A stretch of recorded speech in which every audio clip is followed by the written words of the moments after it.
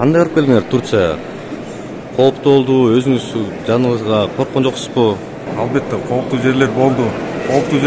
Бирок ошого карабастан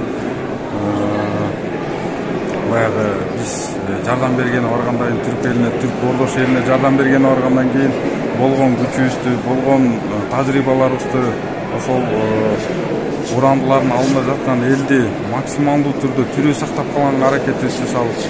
Ошол менен биргеликте баягы ар бир урандыны тегеректеп турган тууган туушкандарга жансыз денесин чыгарып бергенге болгон мүмкүнчүлүгүбүздү салып, албетте оор болду.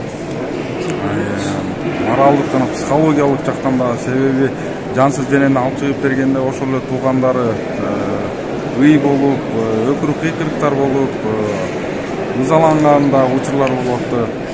Ошого карабастан баягы ар бир каргайтылган түнү таң аткан күнү бар демекчи, тирүү жандарды да чыгарган убактылар болду. Ал да бизден ойлойм чоң жетишкендик. Бул да болсо биздин куткаруучулардын тажрыйбасынын жогорку деңгээлдегин тастыктаган иш-чаралардын бири болуп эсептелет деп ойлойм. Өзүңүздүн жаныңызга корккон жоксузбу аяктан? Өзүмдө эми өмүрүбүзгө коркуу сезим деле болгон жок, себеби бизде эми биринчи бул чалгындоо иш-чараларын жүргүзүп, чалгындоонун натыйжасында анан тиешелүү куткаруу иш-чараларын аткарып аттык да. Себеби мындай окуу машыгууларда, ошол менен биргеликте чет өлкөгө барып, баягы куткаруу иш-чараларынын мелдештерине да катышып жүргөнбүз.